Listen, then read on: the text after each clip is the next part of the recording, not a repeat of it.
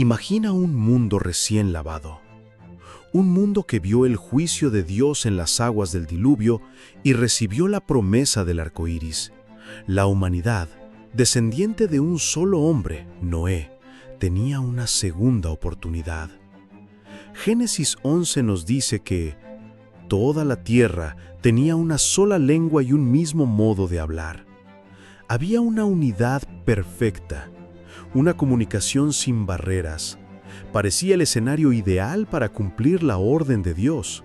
Sed fecundos, multiplicaos y llenad la tierra. Pero en la llanura de Sinar, algo salió terriblemente mal. ¿Por qué intervendría Dios para destruir lo que parece ser el sueño de toda la humanidad, la unidad global? ¿Qué había de tan peligroso en un pueblo unido, hablando la misma lengua, trabajando en un único y grandioso proyecto? Lo que se esconde detrás de la historia de la Torre de Babel no es solo un cuento sobre arquitectura y lingüística. Es el secreto oculto de la rebelión humana, el ADN del pecado de orgullo que vive en todos nosotros. ¿Estás listo para descubrir la relación no revelada que esta historia tiene con tus ambiciones, tus sueños e incluso con el futuro del mundo? Este mensaje es para ti, que tienes grandes sueños y proyectos. Para ti, que valoras la unidad y el trabajo en equipo. Para ti que, quizás sin darte cuenta, puedas estar construyendo algo grandioso, pero con el cimiento equivocado. La historia de Babel es un espejo. Dios nos permite mirarla para que podamos diagnosticar nuestro propio corazón y los proyectos en los que estamos involucrados. La lección de Sinar puede ser la clave para evitar un colapso en tu propia vida. Al final de este video, revelaremos el evento en el Nuevo Testamento que es la respuesta directa y la cura divina para la maldición de Babel. Un evento que nos enseña el secreto de la verdadera unidad. Una unidad que Dios no solo aprueba, sino que capacita. Quédate conmigo para descubrir lo que realmente sucedió en Pentecostés. Bienvenido a la llanura de Sinar, el escenario del primer gran proyecto globalista de la humanidad.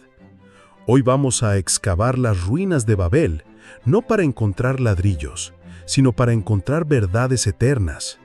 Verdades sobre Dios, sobre el hombre y sobre el peligro mortal de una unidad sin Dios. Prepárate, porque lo que Dios nos revelará hoy puede cambiar la manera en que construyes tu vida para siempre. El mundo ordinario era la tierra después del diluvio, una pizarra en blanco. Génesis 9 muestra a Dios estableciendo un pacto con Noé, dando a la humanidad un mandato claro: llenad la tierra. El mundo tenía una sola lengua, una sola cultura. La comunicación era instantánea, la colaboración ilimitada. Liderados, según la tradición, por Nimrod, vigoroso cazador delante del Señor, se establecieron en Sinar. Era un mundo de potencial infinito, una era de oro de la cooperación humana. La iglesia en Jerusalén, justo después de Pentecostés, vivía en un mundo ordinario de unidad perfecta. Hechos 4 dice que el corazón y el alma de la multitud de los que habían creído eran uno. Tenían todo en común. Esta unidad, sin embargo, estaba centrada en Cristo. La unidad de Babel estaba centrada en el hombre. ¿Alguna vez has estado en un grupo, una empresa o incluso una iglesia donde todo parecía perfecto en la superficie, pero algo en el espíritu se sentía mal? El pueblo de Israel en el desierto, después de ser liberado de Egipto, también era un pueblo unido con un destino común, pero repetidamente su unidad se volvía hacia la murmuración y la idolatría, como en el caso del becerro de oro. Esto nos enseña que la unidad en sí misma no es la virtud final. La pregunta es, ¿en torno a quién o a qué estamos unidos? En tu mundo de hoy, ¿cuáles son las áreas de unidad perfecta que puedan estar haciéndote sentir cómodo, pero impidiéndote obedecer un llamado mayor de Dios para ir y esparcirte? El llamado a la aventura no vino de Dios, sino de dentro de ellos mismos. Génesis 11:4 revela el plan. Vamos, edifiquémonos una ciudad y una torre, cuya cúspide llegue al cielo, y hagámonos un nombre, por si fuéramos esparcidos sobre la faz de la tierra. Analiza este llamado. El objetivo era doble y totalmente humanista. Primero, hagámonos un nombre. Era un proyecto de fama, gloria y legado humano. Segundo, por si fuéramos esparcidos. Era un acto de desobediencia directa a la orden de Dios de llenar la tierra. Su aventura era crear un cielo en la tierra, un centro de poder humano que los haría independientes de Dios y seguros contra cualquier juicio futuro. El llamado de Nehemías fue para reconstruir los muros de Jerusalén para la gloria de Dios. El llamado del pueblo de Babel fue para construir una torre para nuestro nombre. La misma actividad, construcción, puede tener dos motivaciones radicalmente opuestas. ¿Cuál es la motivación detrás de tu mayor proyecto de vida hoy? ¿Hacerte un nombre para ti o glorificar el nombre de Dios?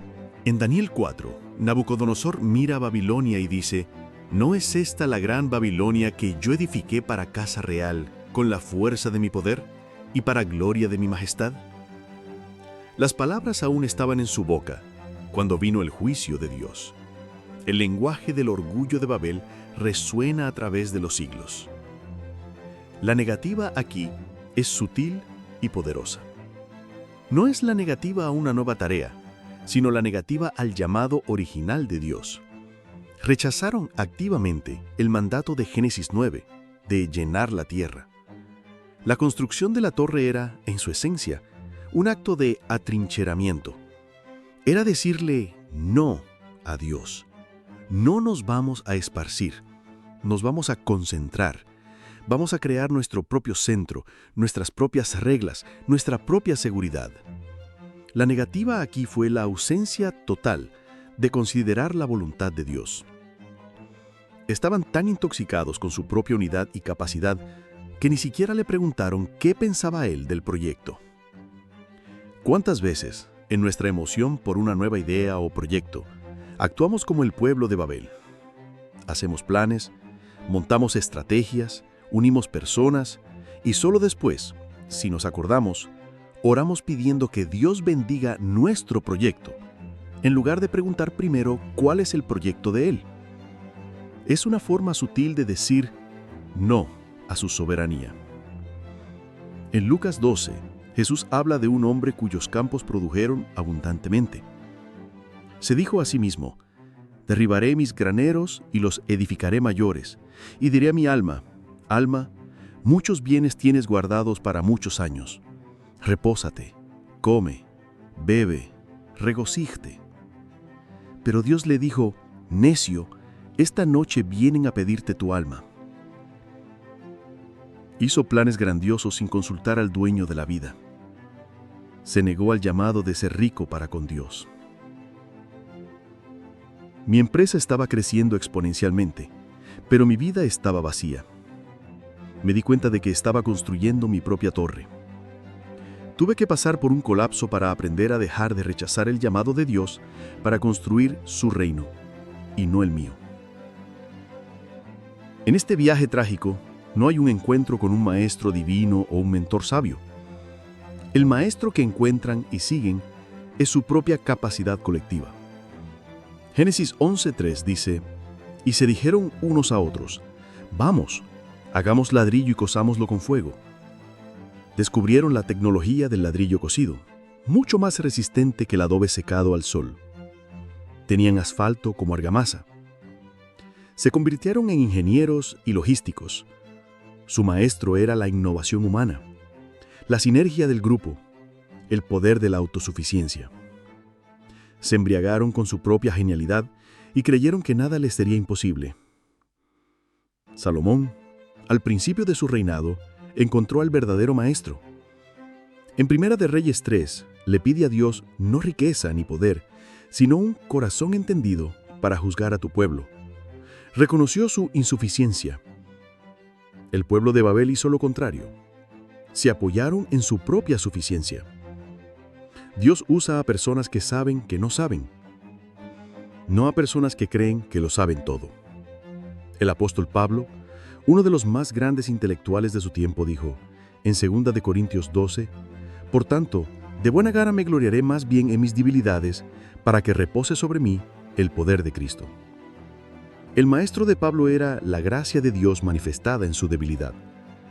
El maestro de Babel era el orgullo humano manifestado en su fuerza. El umbral se cruza en el momento en que se coloca el primer ladrillo. La idea se convierte en acción. El plan se convierte en una obra en construcción. A partir de este punto, no hay vuelta atrás. Cada ladrillo añadido es un paso más en el viaje de la rebelión. Cada capa de la torre es una declaración de independencia de Dios.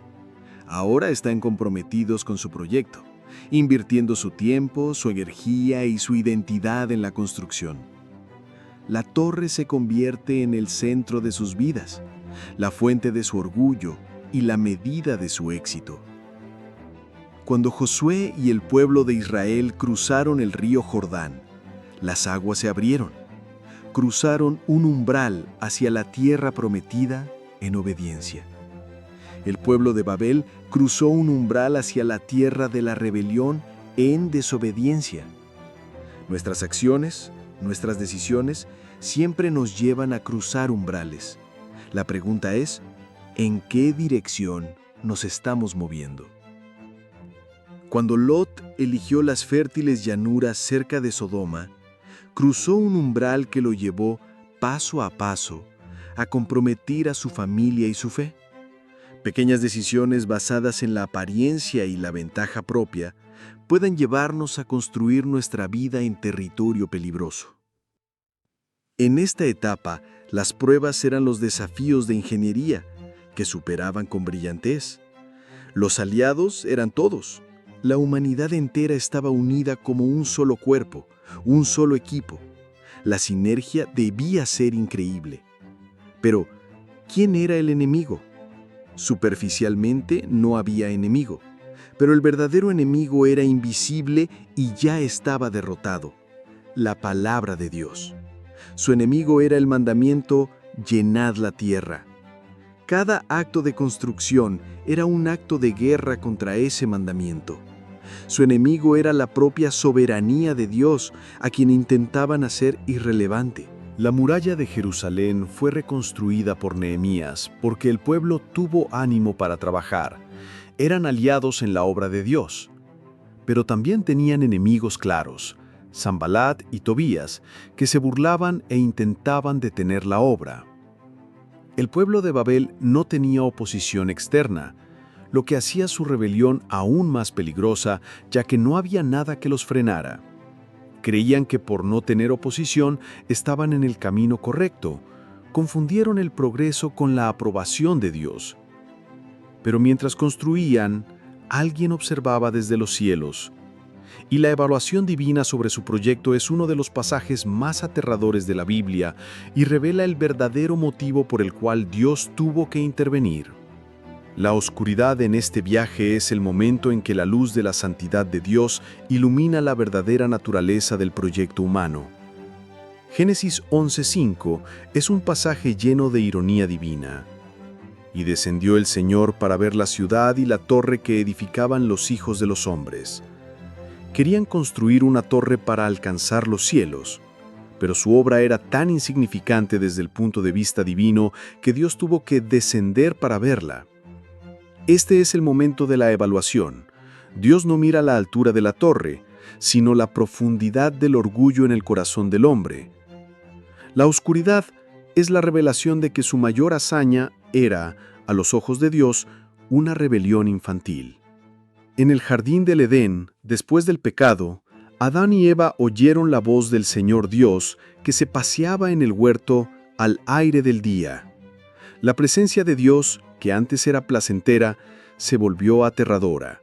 Se escondieron. La cercanía de Dios siempre expone lo que hay en nuestro corazón. El pueblo de Babel no se escondió. Estaban orgullosos de su obra, ciegos a la oscuridad que representaba. En Hechos 5, Ananías y Zafira llevaron su ofrenda a los apóstoles. A ojos humanos, era un acto de generosidad, pero Dios vio su corazón, la mentira y el deseo de hacerse un nombre en la comunidad. La luz de Dios expuso la oscuridad y el juicio fue inmediato.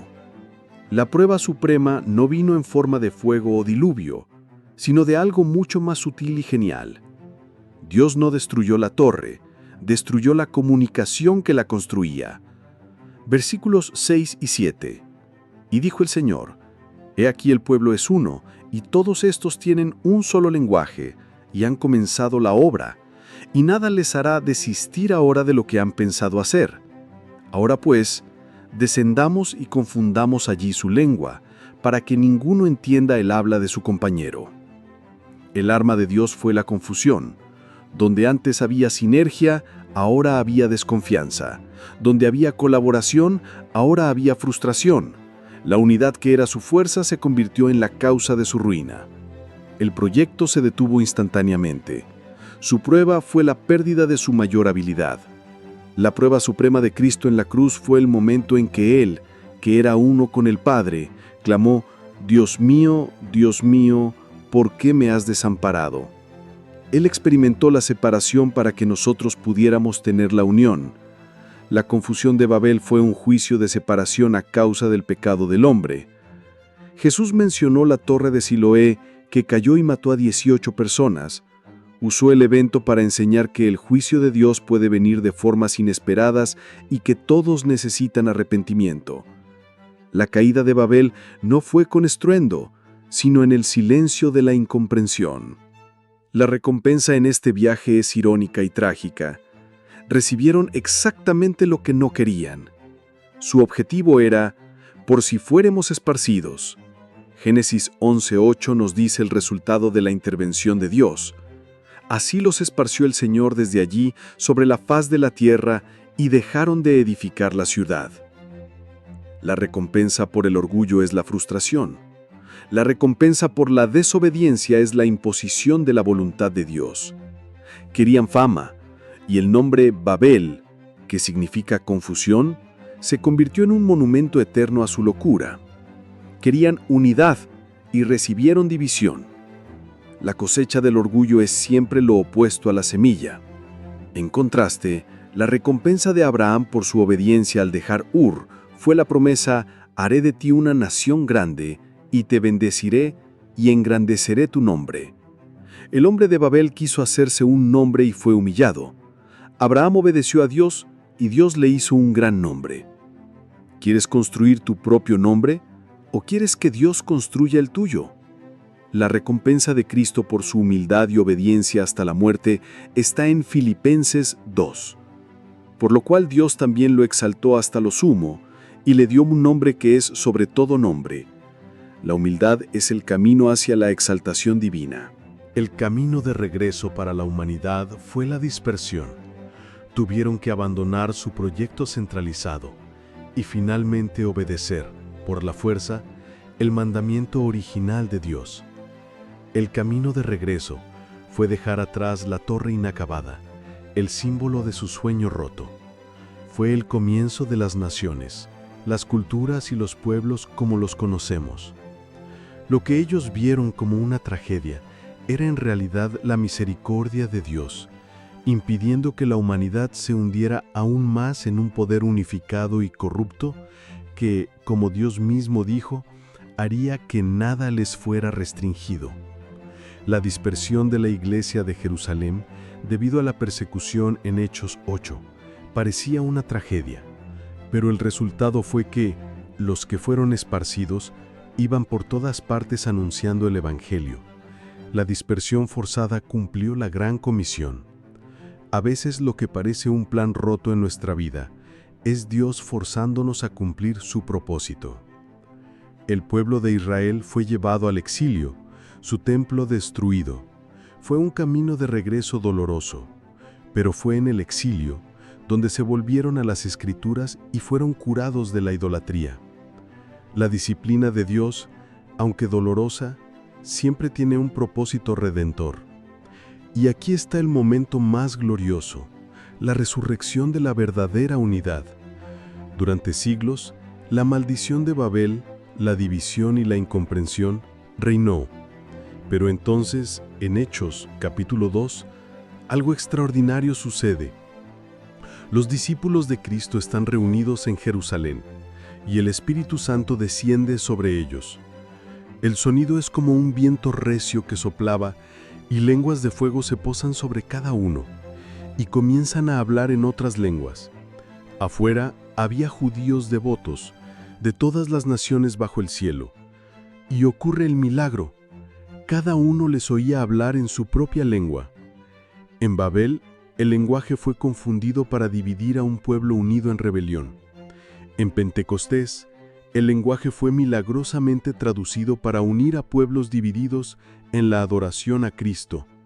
Pentecostés es la cura divina para Babel. La unidad de Babel era horizontal, de hombre a hombre, para alcanzar el cielo. La unidad de Pentecostés fue vertical, de Dios a los hombres, trayendo el cielo a la tierra. Donde Babel usó brick y asfalto, Pentecostés usó el fuego del Espíritu Santo. Lo que necesitas revivir en tu vida es la esperanza de que Dios puede revertir cualquier maldición y traer unidad y entendimiento donde hoy hay confusión y división. La visión de la Nueva Jerusalén en Apocalipsis muestra una multitud de todas las naciones y tribus y pueblos y lenguas que estaban delante del trono. La obra que comenzó en Pentecostés se consumará en la eternidad. La unidad de Dios no borra las culturas, las redime en una sola adoración. El elixir, la lección eterna que volvemos a llevar de Babel, es un principio de discernimiento. Es la sabiduría para preguntar sobre cada proyecto en nuestra vida: ¿esto es Babel o Pentecostés? ¿Estoy construyendo para hacerme un nombre o para glorificar el nombre de Jesús? ¿Estoy confiando en mi propia tecnología, en mi propia fuerza, en mi propia unidad? ¿O estoy dependiendo del poder del Espíritu Santo? La lección es que el orgullo siempre lleva a la confusión y la dispersión. La humildad y la dependencia de Dios siempre llevan a la verdadera unidad y al avance del reino. Este es el elixir que nos protege de construir sueños que Dios tendrá que derribar. Pablo en sus cartas constantemente advertía a las iglesias contra la división y el orgullo, exhortándolas a la unidad del Espíritu. La Gran Comisión no es un llamado para construir un imperio para nosotros mismos, sino para hacer discípulos de todas las naciones, llevándolas a la unidad de Cristo. Compartir este elixir, esta lección de discernimiento, es nuestra responsabilidad como atalayas de Dios. La Torre de Babel no es una ruina polvorienta en Irak. El espíritu de Babel está vivo y sano en 2025. Está en los rascacielos corporativos construidos sobre la codicia. Está en los movimientos ideológicos que prometen un paraíso en la tierra sin Dios. Está, y debemos tener el coraje de admitirlo, a veces incluso en nuestras iglesias, cuando construimos ministerios basados en el carisma de un hombre y no en el poder de Cristo, buscando números y fama en lugar de vidas transformadas. ¿Cuál es la torre que estás construyendo? ¿Es tu carrera? ¿Es tu reputación? ¿Es la seguridad financiera de tu familia? No hay nada de malo en estas cosas, a menos que su cúspide sea para llegar al cielo con tu propia fuerza y para hacerte un nombre. Dios, en su misericordia, a veces permite que nuestras torres se tambaleen, que la confusión entre en nuestros proyectos para salvarnos de nosotros mismos. Es hora de abandonar la obra de la autosuficiencia. Repite conmigo donde estás. Mi escape y mi socorro vienen del Señor. El Espíritu Santo está soplando sobre la tierra hoy. Está llamando a su pueblo a salir de sus proyectos de Babel. Nos está llamando a un nuevo Pentecostés, una unidad basada no en una lengua común o en una estrategia humana, sino en un corazón quebrantado y en una pasión por el nombre de Jesús. Dios confundirá los proyectos de los orgullosos, pero capacitará y unirá a los humildes para la cosecha final. La lección de Babel es un regalo de la misericordia de Dios. Él nos ama demasiado como para dejarnos tener éxito en proyectos que nos destruirían. Elige hoy construir tu vida, tu familia y tus sueños, no sobre los ladrillos del orgullo humano, sino sobre la roca que es Cristo. Elige la unidad de Pentecostés, no la unidad de Babel. Si este mensaje te ha dado discernimiento para tu viaje, suscríbete ahora al canal y activa la campanita. En cada video buscamos entregar herramientas del cielo para tus batallas en la tierra. No te pierdas la revelación impactante de mañana.